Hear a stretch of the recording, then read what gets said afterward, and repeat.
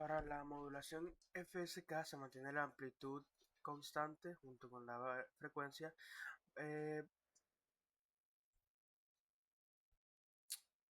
Se mantiene constante la amplitud y se varía la frecuencia de la portadora según los datos de entrada. Se eligen, para FSK binaria se eligen dos frecuencias separadas, la frecuencia de Mark, que sería F1 para el bit 1, y la frecuencia Space F2 para el bit 0. El modulador conmuta entre estas dos frecuencias para realizar la modulación.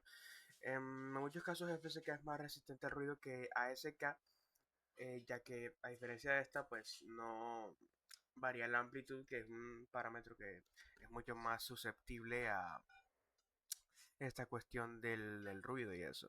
El problema es que es un poco más difícil de implementar y ocupa más ancho de banda. Para PSK se mantiene la amplitud y la frecuencia y nada más se va a variar la fase de la frecuencia. En su forma más simple, o BPSK, el bit 1 tiene una fase de 0 grados y el bit 0 tiene una fase de 180 grados, donde la onda se invierte. Hay versiones más avanzadas en las que hay cuatro fases diferentes que cada una tiene un grado diferente y serían 2 bits por símbolo. Esta es mucho más eficiente energéticamente y resistente al ruido, lo que la hace fundamental en sistemas donde la potencia es limitada. Para ASK, que esta es la forma más simple de modulación digital con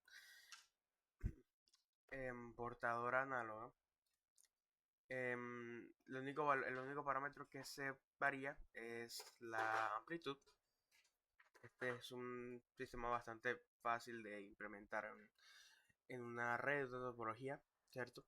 Y en su versión binaria, BASK, un pulso de portadora con una amplitud definida, representa el bit 1 y la ausencia de portadora, una amplitud 0 o un nivel muy bajo, representa el bit 0, como encendería para dar una radio. Dicho anteriormente, su simplicidad de diseño y bajo costo de implementación son sus puntos más fuertes. Y para terminar aquí tenemos QAM, que es por cuadratura y esta lo que hace es que modifica amplitud y fase de una señal.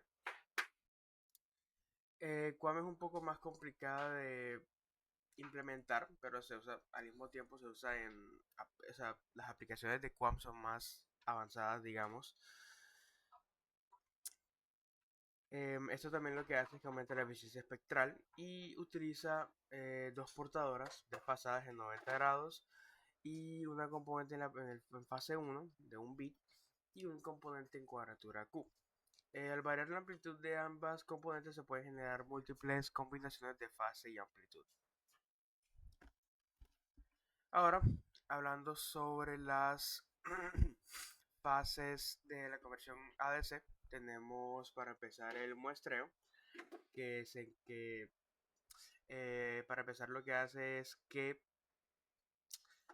pues comienza el proceso de transformar una señal discreta, una señal análoga continua, a una señal discreta en el tiempo. La velocidad a la que tomamos estas muestras se llama frecuencia de muestreo, fs. Para que la señal digital retenga toda la información original debemos muestrar al menos el doble de la frecuencia más alta que tiene la señal original. A eso se le conoce como el teorema de Nyquist. Pasamos después a la cuantificación, en la cual en la vida real la amplitud de una señal, el voltaje, puede tener infinitos valores. La cuantificación redondea ese valor de voltaje al nivel digital más cercano dentro de un número finito de niveles predefinidos. El número de niveles disponibles está determinado por la resolución del conversor medida en bits. Por ejemplo, un conversor de 8 bits tiene 2 a la 8 igual a 256 niveles de cuantificación. A mayor número de bits, más niveles y menor es el error de cuantificación. Para terminar, tenemos la codificación, que simplemente toma el valor discreto, o sea, el nivel que resultó del paso de cuantificación, y lo convierte en un tren de unos y ceros, o sea, a código binario. Si se usa un sistema de 8 bits y la cuantificación nos dio el nivel 150, la codificación simplemente asigna el patrón binario correspondiente a ese número. Este patrón de bits es la señal digital final. Ahora, pasando al punto 3, tenemos los verdaderos y falsos. Una ventaja de la modulación ASK es que tiene buena inmunidad al ruido. Dicho anteriormente, esto es falso, ya que al modificar el valor de amplitud, que es uno de los más básicos, la hace muy susceptible al ruido por esta cuestión de modulación a través de esa amplitud. Para la modulación BPSK usa dos fases separadas por 180 grados. Sí. Eso se le llama BPSK, la versión más simple. Utiliza una fase de 0 grados para el bit 1 y una fase de 180 grados para el bit 0, que es una inversión de fase. La tercera es falsa porque la modulación FSK es digital, solamente en la señal de información. La señal portadora es análoga. La cuarta, una ventaja de la modulación ASK es que se presenta bajo desempeño en larga distancia. Esto también es cierto porque al ser ASK tan fácil de implementar por el asunto de la amplitud, em, tiene muchas desventajas en cuanto a la cuestión de la distancia y eso. En el proceso de conversión ADC, cuando se codifica cada valor se representa en binario. Esto también, bueno, esto aquí sí es verdadero porque la codificación es el último proceso, la última fase de ese proceso y básicamente se trata de convertir los valores cuantificados a unos y ceros. La señal moduladora se modifica en amplitud, fase o frecuencia. Sí, ese es el concepto básico de la modulación. DAC es el proceso de transformar una señal analógica continua en señal digital. Esto es falso ya que de hecho ese es el proceso ADC. DAC es el proceso inverso.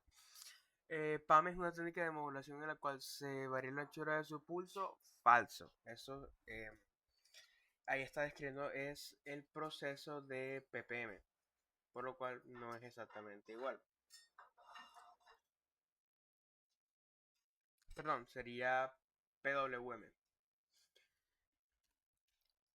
PAM es una técnica en la cual la anchura de su pulso, PWM, en la modulación PCM, tanto la portadora como moduladora son digitales, sí, es de los últimos que usa este tipo de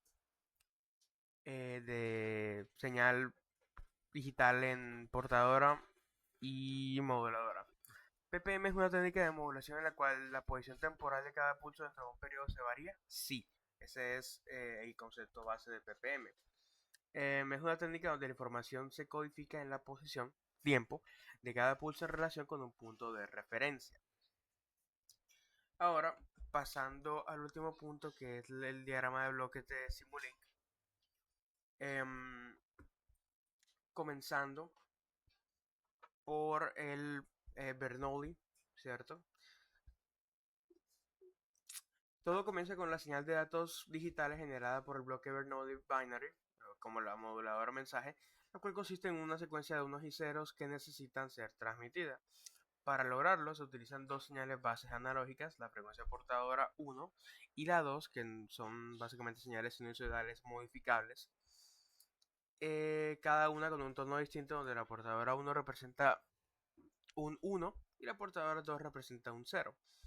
Finalmente, el modulador AFSK, que no es más que un bloque prehecho por mí en un trabajo de Simulink anterior, donde ya pues se habían usado varios componentes para lograr pues el que hiciera la modulación de tipo FSK.